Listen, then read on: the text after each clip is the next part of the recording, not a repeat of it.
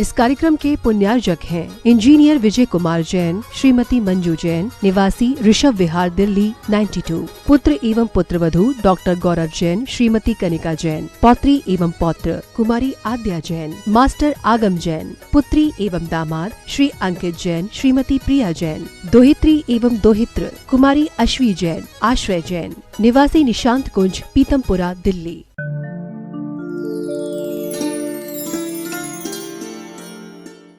कि अथवा भक्तामर पढ़ने से वो हाथी निर्मद कैसे हो जाएगा। हम आपके सामने प्रश्न रख रहे हैं। भक्तामर पढ़ने से हाथी के नेचर वाला व्यक्ति जो है हमारे लिए भय कैसे पैदा नहीं करेगा, वो हमें क्यों नहीं डराएगा।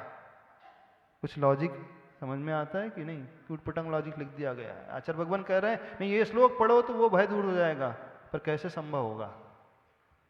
कभी सोचा है आपने? यहां लिखा जा रहा है, देखो, च्योतन मदाविल विलोल कपोल मूल मत्त भ्रमद भ्रमर नाद विवृद्ध कोपम। इसका अर्थ क्या है?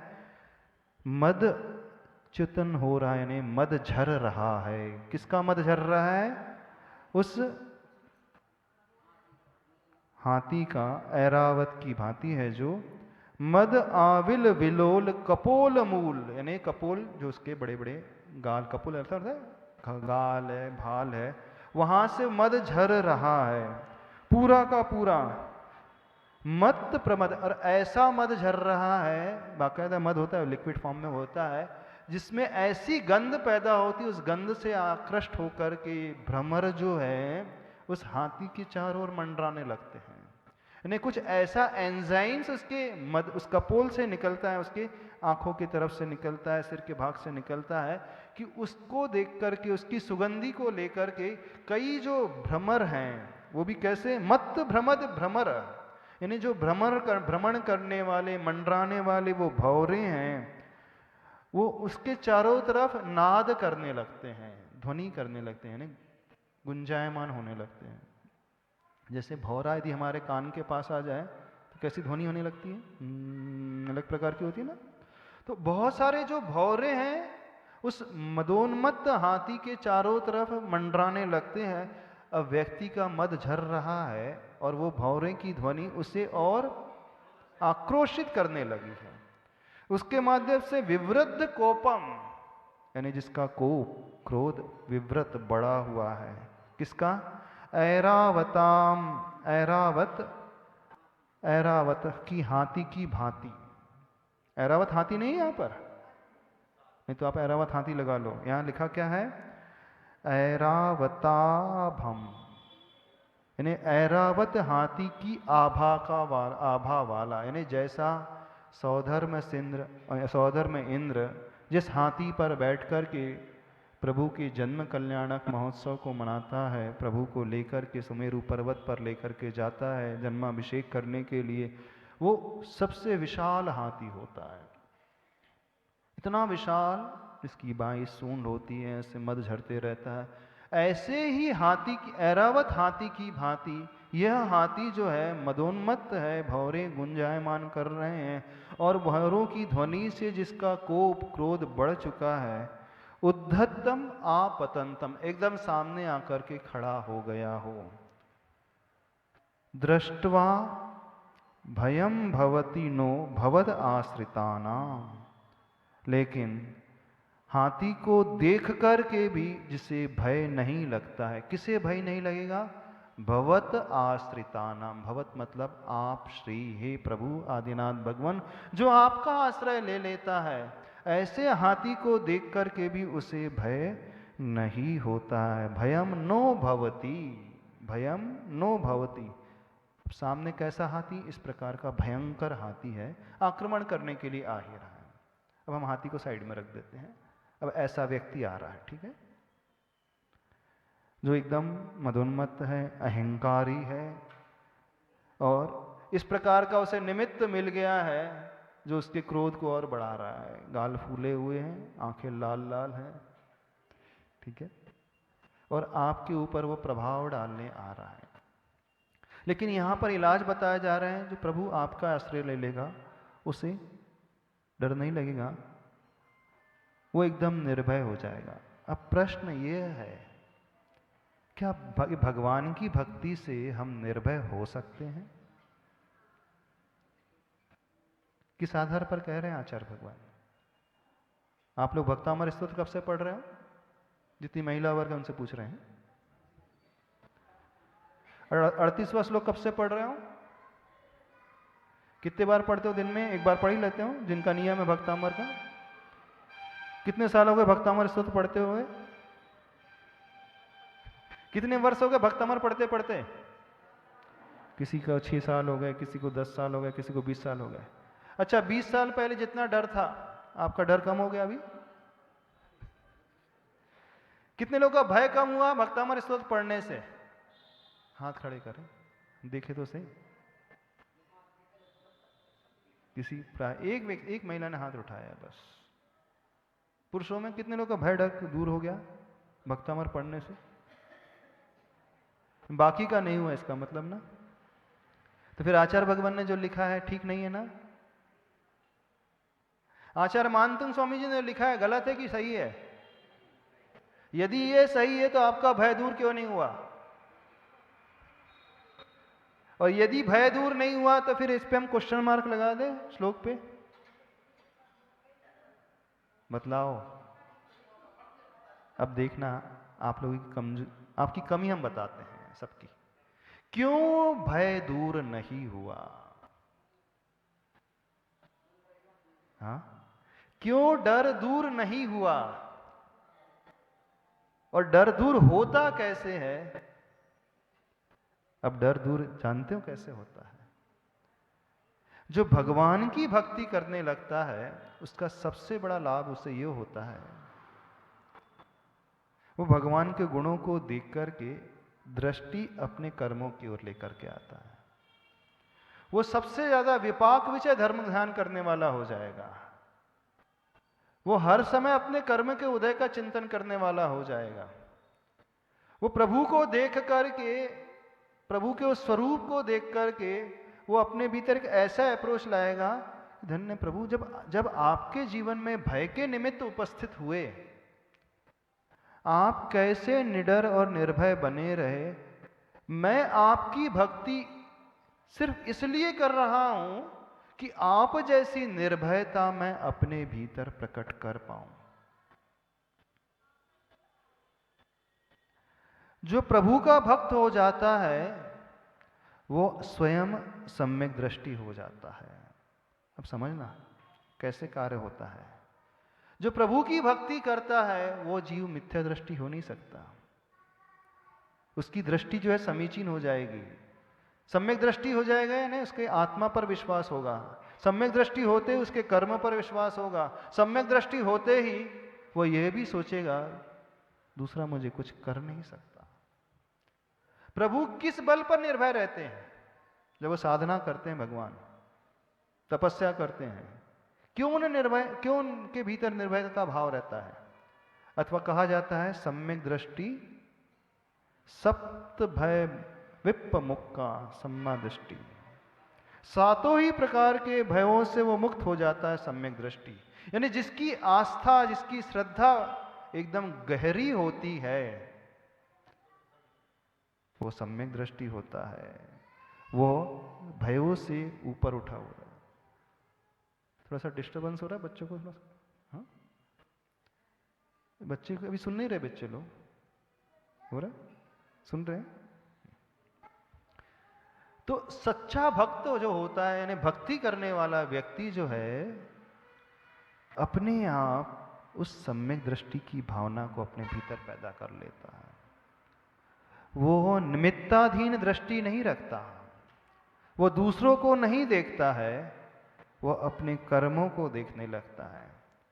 यानी ऐसी विचारधारा आते ही अब वो अंदर से इतने पॉजिटिविटी से भर उठता है।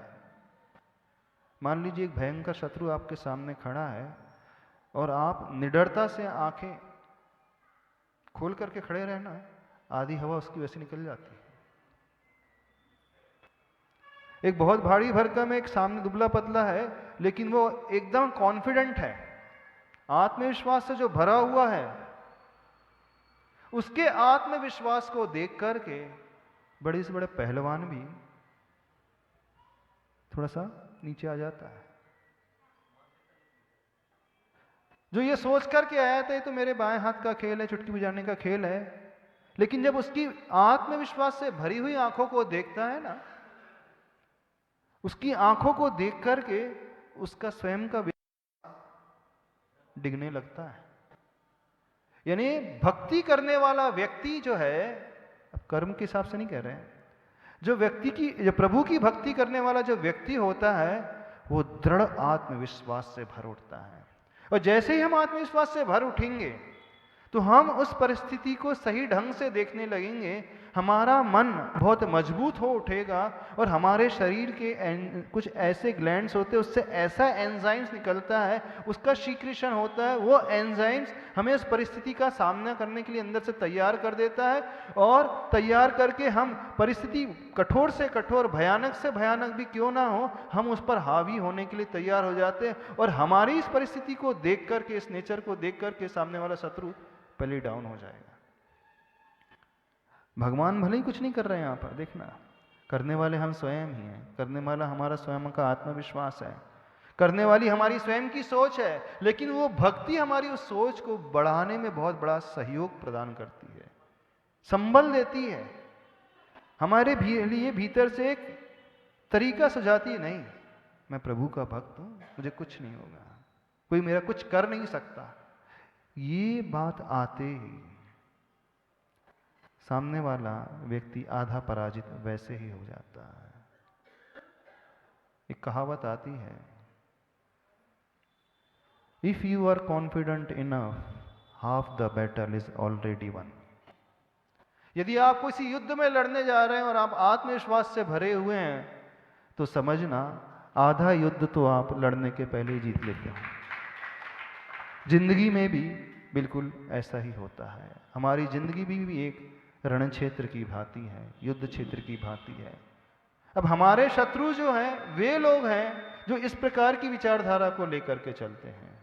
जब ऐसे लोग आए और सामने जो आपको दबाने वाले होते हैं ना, फैमिली में, ऑफिस में, बिजनेस क्षेत्र में, सोसाइटी में, आप अपनी आंखों को आत्मविश्वास से भर करके उनका सामना करो, आधे में तो वो एकदम डाउन टू अर्थ हो जाएंगे। नहीं भैया, थोड़ा सा संभल करके बोलना चाहिए। व्यक्ति कमजोर नहीं है, व्यक्ति अंदर से बहुत मजबूत है। अब जो वो वाक्य बोलने वाला था, जो वो भाव लेकर के आया था ना, उसके आधे भाव तो अपने आप ही शांत हो जाते हैं। अब जैसे उसके आधे भाव शांत हो गए, अब सामने वाला जो कॉन्फिडेंट व्यक्ति है वो उस पर हावी होने लगता है, वो कर कुछ नहीं रहा। एक बात बताते हैं, आचार्य भगवान के पास कई ऐसे लोग जाते हैं, बड़े क्रोधी स्वभाव वाले ऐसे होते हैं, विरोधी नेचर वाले, लेकिन गुरु के सामने जाते ही, आचार्य भगवान के पास जाते ही, जैसे ही कोई आचार्य भगवान की आंखें देखता है ना, ऐसा नहीं आचार्य भगवान फाड़ करके देख रहे हैं, ऐसा नहीं आचार्य भगवान की आंखों में लालिमा है, कुछ नहीं है, डरावनी आंखें नहीं है, लेकिन वो आंखों को देखता है, पता नहीं क्या हो जाता है कि वो पानी पानी हो जाता है। कई ऐसे लोग एक्सपीरियंस आकर के बताते हैं कि हम आचार्य भगवान के पास गए थे, सोच करके गए थे आचार्य भगवान से हम चर्चा करेंगे, बहस करेंगे, तर्क रखेंगे, आप जो ये कर रहे हैं ठीक नहीं कर रहे हैं, ऐसा नहीं ऐसा होना चाहिए। लेकिन पता नहीं क्या होता, आचार्य भगवान के पास जाते ही हम उनकी आंखों को देखते हैं तो हम सब कुछ भूल जाते हैं, सब भूल जाते हैं। क्यों? क्योंकि आचार्य भगवान इतने कॉन्फिडेंट हैं, इतने आत्मविश्वास से भरे हुए होते हैं, तो आत्मविश्वासी के समक्ष यदि कोई भी व्यक्ति जाएगा ना, वो अपने आप सरेंडर हो जाता है। तो शत्रु कोई भी क्यों ना हो, बड़े से बड़ा व्यक्ति कोई ना क्यों ना हो, लेकिन वो आत्मविश्वास से भरा हुआ है, सामने वाला यदि हम सामने, तो वो अपने आप आधा सरेंडर तो वहीं पर हो जाएगा। और जहां वो आधा सरेंडर हुआ, फिर वो हथियार अंदर से छोड़ देता है, भले ही हाथ में पकड़ा हो, फिर वो हाथी जैसा व्यक्ति भी क्यों ना हो, तो वो हाथी भी क्यों ना हो। कई बार प्रथमा युग में ऐसे आपको घटनाक्रम देखने को सुनने को मिलते होंगे कि जो पागल हाथी हो गया था, उस हाथी को अपने वास में राजकुमार ने कर लिया। चाहे वो जीवनदर चरित्र उठा करके देखो, चाहे भगवान महावीर का जीवन चरित्र उठा करके देखो, चाहे प्रद्युम्न कुमार का चरित्र उठा करके देखो, चाहे किसी व्यक्ति विशेष का चरित्र उठा करके देखो। अब देखना, शारीरिक बल की तुलना की जाए तो शारीरिक बल हाथी का हजारों गुना अधिक मनुष्यों से होता है। एक मनुष्य की अपेक्षा हाथी में शारीरिक बल कई हजार गुना होता है, लेकिन एक साधारण सा व्यक्ति, मनुष्य, उस हाथी को कैसे अपने कंट्रोल में ला लेता है, एक महावत कैसे कंट्रोल में ला लेता है, इसे समझने की कोशिश करें। अब आप कहोगे कि नहीं, वो तो विशेष महापुरुष रहते हैं। महापुरुष तो हैं, लेकिन मात्र शारीरिक बल पर वो कंट्रोल नहीं करते, इसे समझने की कोशिश करना। वो आत्मिक बल पर कंट्रोल करते हैं। यानी जो आत्मिक बल से मजबूत होता है, आत्मविश्वास से मजबूत होता है व्यक्ति, वो भगवान की भक्ति इस प्रकार से करता है, अथवा भक्ति करने वाला इतना आत्मविश्वासी हो जाता है कि वो ऐसा अंदर ही अंदर पॉजिटिविटी से भरा हुआ होता है, और वो पॉजिटिविटी उसके लिए कार्यकारी होती है, और सामने वाली प्रतिकूलता अपने आप डाउन हो जाती है। हाँ, आप क्या पूछ रहे हो? नमस्ते महाराज जी। महाराज जी, ये प्रैक्टिकल लाइफ में कई बार ऐसी सिचुएशन आती है कि किसी दूसरे सामने वाले व्यक्ति के मान की पुष्टि किए बिना आप सुख से नहीं रह सकते हैं। तो या तो आप प्रति समय संश्लेषित परिणाम करेंगे, या तो फिर वो मान कषाय को शांत करें या क्रोध कषाय को बढ़ाएं। जब हमें दोनों कषायों के बीच में चूज करना होगा, यदि हम उसके मान की पुष्टि नहीं करते हैं तो क्रोध बढ़ता है, और उसका क्रोध बढ़ेगा, सामने वाले का क्रोध बढ़ेगा। सामने वाले का तो बढ़ेगा ही, लेकिन उसका हमारे प्रति बढ़ेगा। फिर परस्पर में हमारा भी अगर बढ़ा तो फिर वो तो ये क्रोध कषाय बढ़ गई। यदि हमने उस क्षण में ये कहते ना, अरे यार चलो जो जिसमें खुश है वैसा कर देते हैं, हाँ। तो यदि हमने उसके मान कषाय की पुष्टि कर दी तो फिर सामने वाला भी खुश हो गया और हम आपस में क्रोध कषाय भी नहीं आई। हाँ। तो उस पोजीशन में क्या करना चाहिए? हमको अड़े रहना चाहिए, नहीं ये गलत है, हम इसका मान पुष्ट नहीं करेंगे, चाहे तलवार खींचे तो खींचे, या फिर हमको कर देना चाहिए कि अरे चलो बात खत्म करते हैं? यहाँ पर जो बात कही जा रही है, भय को जीतने वाली बात। हमको भय नहीं है, लेकिन अगर हमको भय नहीं है, लेकिन हमें ये भी समझ में आ रहा कि इसको अगर हमने सामने वाले को जरा सा रिस्पेक्ट दे दिया तो आगे का टेंशन तो खत्म हो जाएगा। हमको भय नहीं है, हाँ। लेकिन वो चीजें, वो सर्कमस्टेंसेस, वो परिस्थिति को सुधारने के लिए विनय कैसे आएगी? एक मानी के प्रति विनय कैसे आ सकती? महाराज जी, ये भी क्वेश्चन है। अच्छा, अभिमानी के प्रति विनय कैसे? हाँ, और लेकिन मजबूरी ये है कि वो जिस जगह पे हमको उसके प्रति विनय दिखानी पड़ेगी, तो फिर क्या करें? मजबूर वसर जब होता है, उस वक्त के हालत क्या पूछे। वो काम भी करना होता है जिस काम से नफरत होती है।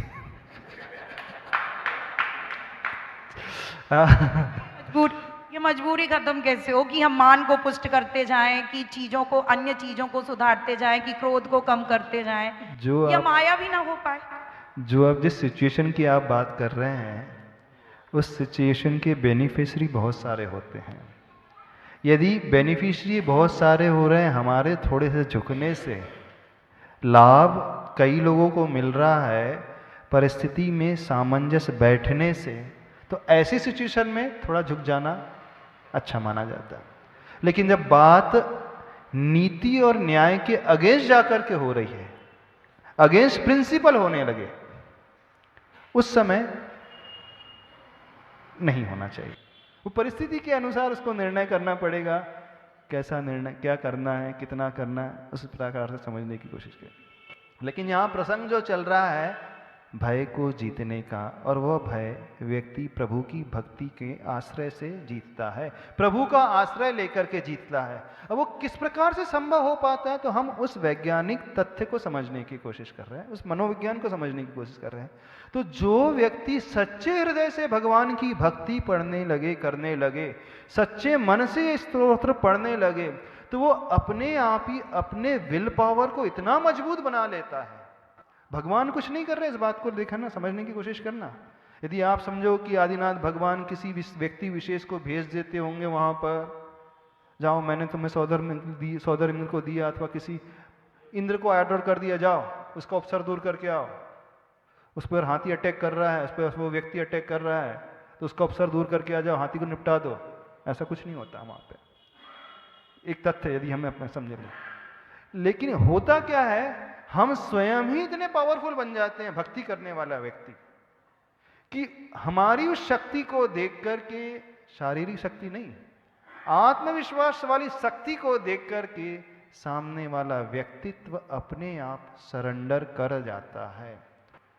क्योंकि भक्ति करने वाला व्यक्ति सम्यक दृष्टि हो जाता है, और जो सम्यक दृष्टि हो जाता है उसकी आकांक्षाएं है ना स्वतः ही धीरे धीरे कम होने लगती हैं।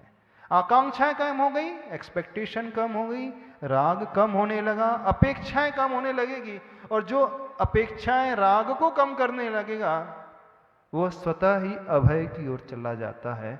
वैराग्यम एव अभयम। तथ्य को पकड़ने की कोशिश करें।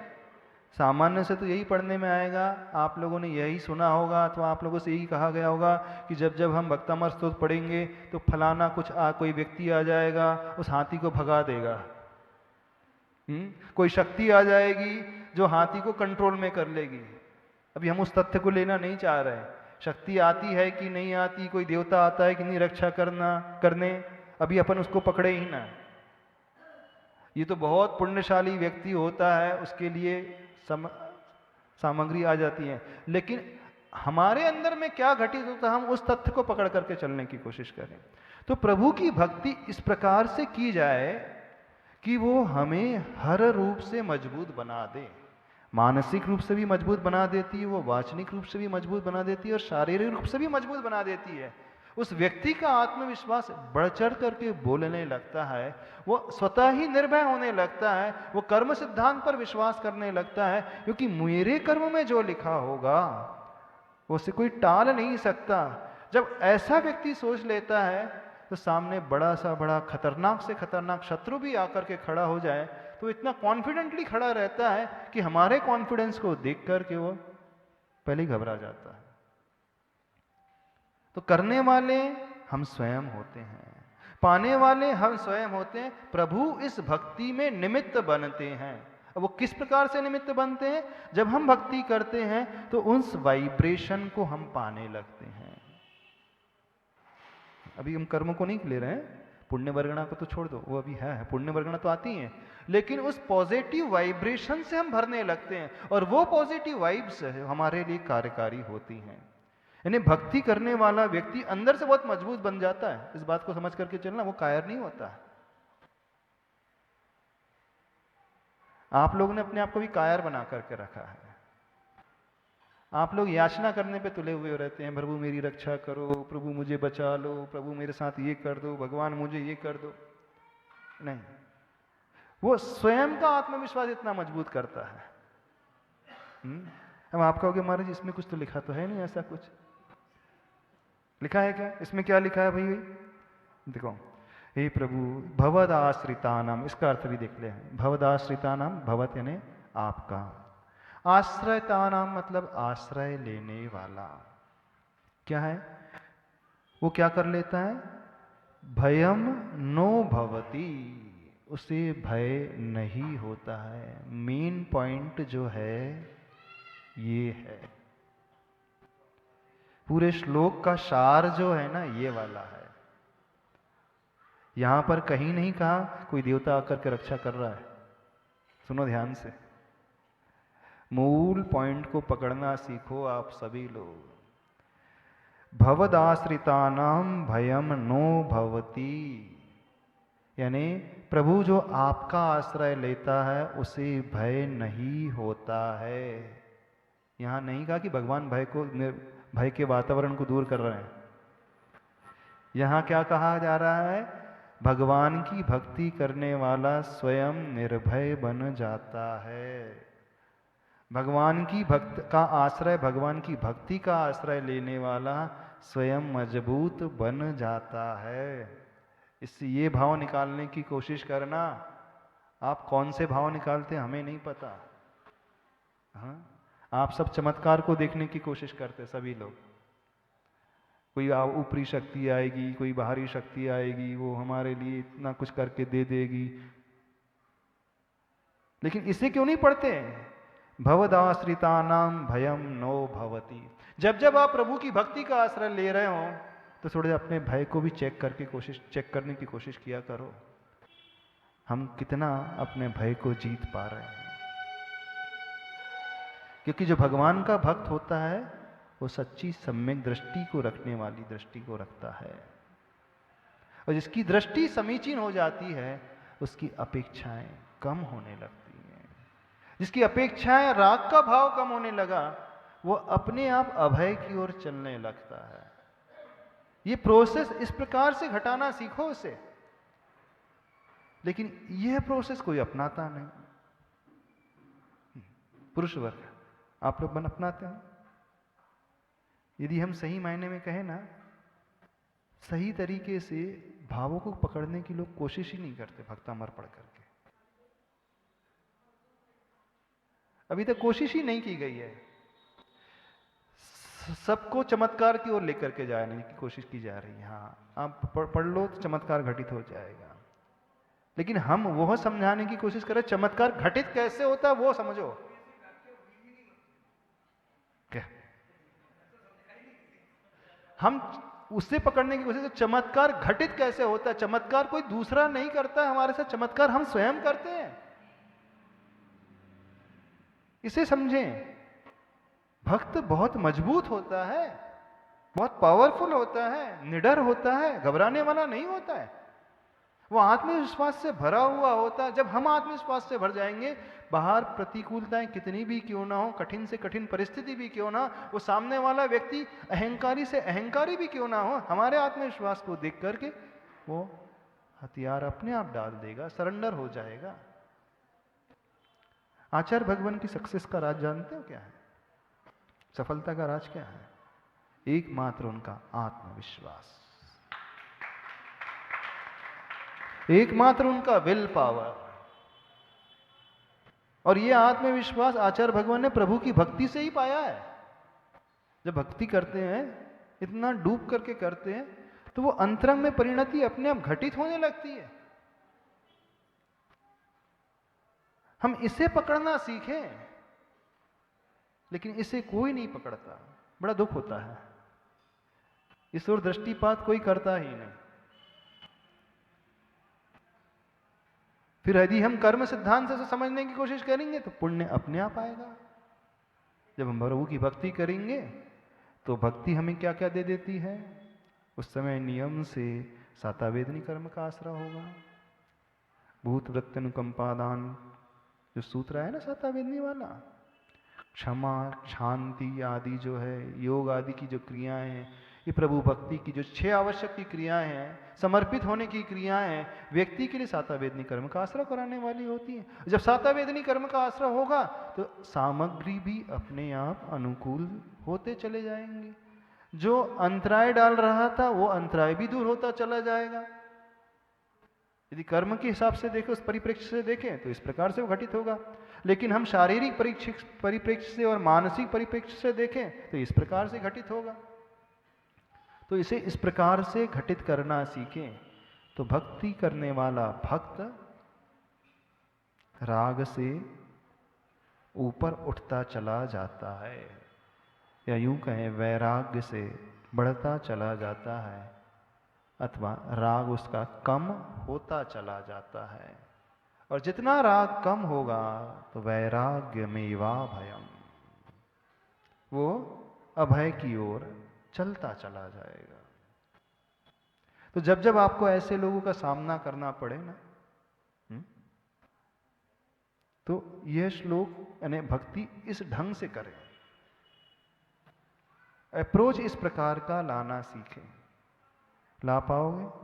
यहां पर जो है हाथी के उस दृष्टांत को बताया है, मात्र इसे हाथी तक मत लगाना, यानी उस परिस्थिति को लगाने की कोशिश करना जैसे कोई व्यक्ति अहंकारी है, साथ में कुछ ऐसे निमित्त उसे मिल गए हैं, वो निमित्त उसे बहुत ज़्यादा क्रोधित कर रहे हैं, यानी क्रोध उसका बढ़ा हुआ एक्सट्रीम तक क्रोध पहुंच रहा है।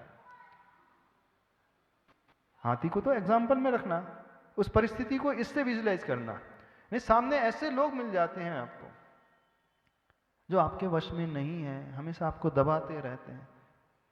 अब ऐसे लोगों से छुटकारा पाना है, उस भय को जीतने का उपाय क्या है? भवदाश्रितानां भयम नो भवति। इससे भी विकट परिस्थिति क्यों ना हो लाइफ में, लेकिन आश्रय इस प्रकार से लेना, ऊपर ऊपर वाला आश्रय नहीं है, भीतर वाला आश्रय होना चाहिए प्रभु की भक्ति का। पूर्ण समर्पित होकर के, पूर्ण डूब करके, पूर्ण प्रभुमय होकर के, प्रभु के उस गुणों को ध्यान में लाते हुए। आपको याद होगा एक बार हमने आपसे बात कही थी, एक माला की बात कही थी, जाप की बात कही थी। हम प्रभु से क्या चाहते हैं? अभी हम कह रहे थे आकांक्षा नहीं रखना, हम दूसरे तरीके से आकांक्षा को फुलफिल कैसे किया जाता है वो बताते हैं। आप प्रभु से क्या चाहते हो? हम सांसारिक वैभव की बात नहीं कर रहे हैं, हम आंतरिक वैभव की बात कर रहे हैं। आप ये चाहना कि प्रभु मैं मुझे बहुत डर लगता है, ठीक है ना, तो मैं उस डर को ओवरकम करना चाहता हूँ, डर से ऊपर उठना चाहता हूँ, यानी मैं निडरता अपने भीतर चाहता हूँ। मैं अपने भीतर उस निर्भयपने के भाव को चाहता हूं, जैसा निर्भयपना आपके भीतर है। बस ये मांगने में कोई दोष नहीं है, सम्यक दर्शन में कोई दोष नहीं लगेगा। दोष कब लगता है? जब आप सांसारिक धन वैभव मांगते हो। लेकिन हम आपसे क्या कह रहे हैं?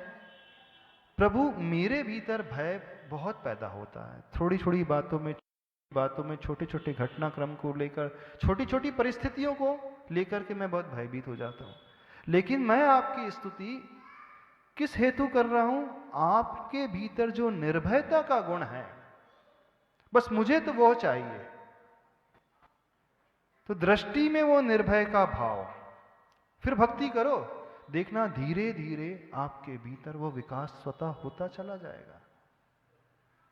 और एक बार हम निर्भय होना सीख गए तो परिस्थिति का सामना हम बहुत आसानी से करते चले जाएंगे। हमारी बात समझ में आ रही है? यानी भक्तामृत स्तोत्र पढ़ना, श्लोक यही पढ़ना, लेकिन अंदर इंटेंशन क्या रखना कि मैं अपने आप को पावरफुल बनाना चाहता हूं, मानसिक रूप से खासकर। यानी अपने मन को ऊपर उठाना सीखो भक्ति से। मन की शक्ति जो छिपी हुई है उसे उघाड़ना सीखो भक्ति से, और वही मन की शक्ति कार्यकारी होती है, क्योंकि वही मन की शक्ति हमारे लिए सब अनुकूलताओं को बनाने वाली होती है। नमस्ते महाराज जी। महाराज जी, प्रभु की भक्ति विश्वास से आती है और विश्वास से हम आत्मविश्वास की ओर चलते हैं, लेकिन ये आत्मविश्वास क्षणिक रहता है। उस क्षणिक आत्मविश्वास को स्थायी या ज़्यादा देर तक रखने के लिए क्या उपाय हम करेंगे कि आत्मविश्वास लगातार चलता रहे?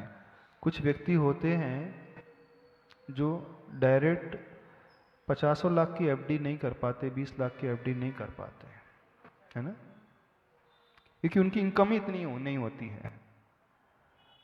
लेकिन एक स्कीम चलती है डेली डिपॉजिट वाली।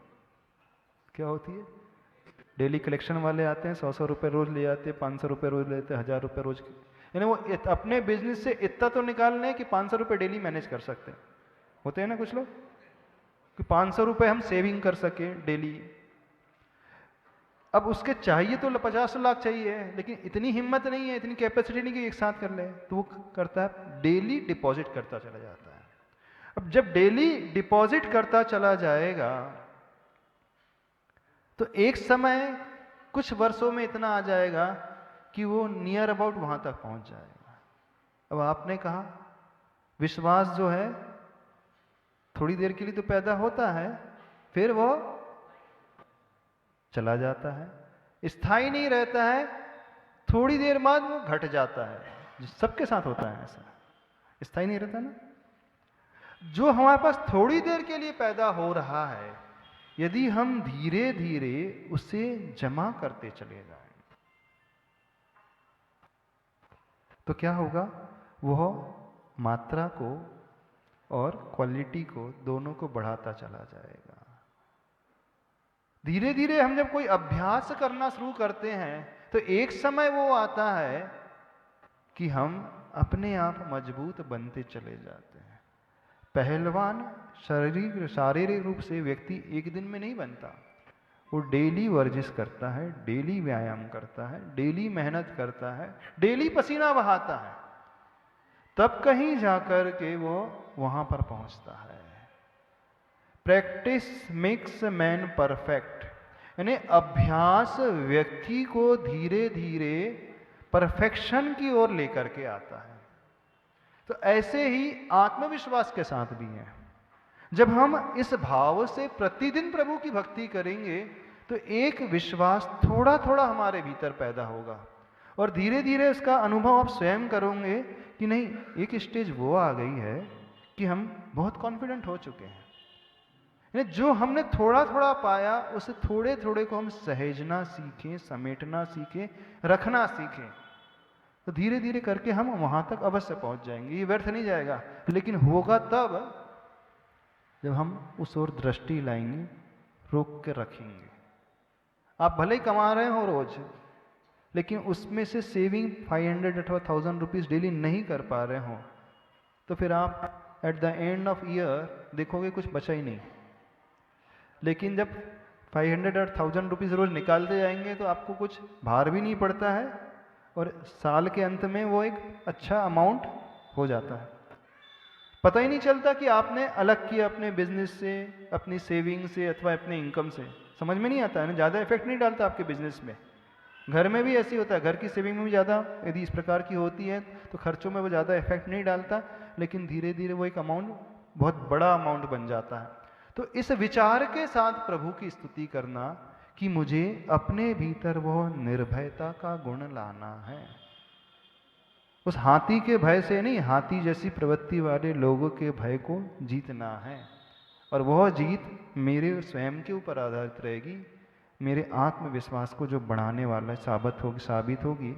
और वह साबित होने के लिए आपकी भक्ति, आपके दोनों चरण, आपका यह रूप जो है उसमें सहयोगी निमित्त बनेगा।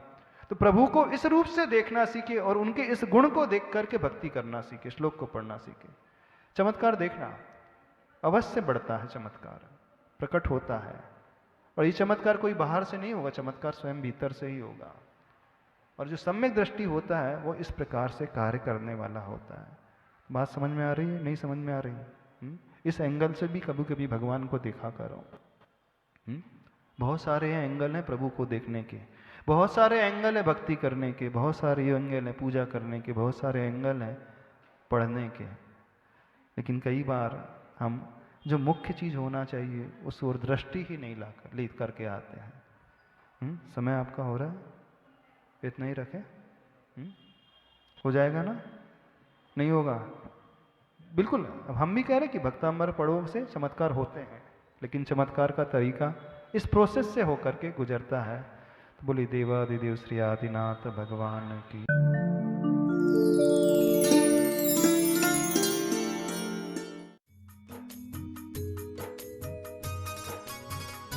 इस कार्यक्रम के पुण्यार्जक थे इंजीनियर विजय कुमार जैन, श्रीमती मंजू जैन, निवासी ऋषभ विहार दिल्ली 92, पुत्र एवं पुत्रवधू डॉक्टर गौरव जैन, श्रीमती कनिका जैन, पौत्री एवं पौत्र कुमारी आद्या जैन, मास्टर आगम जैन, पुत्री एवं दामाद श्री अंकित जैन, श्रीमती प्रिया जैन, दोहित्री एवं दोहित्र कुमारी अश्वी जैन, आश्रय जैन, निवासी निशांत कुंज, पीतमपुरा दिल्ली।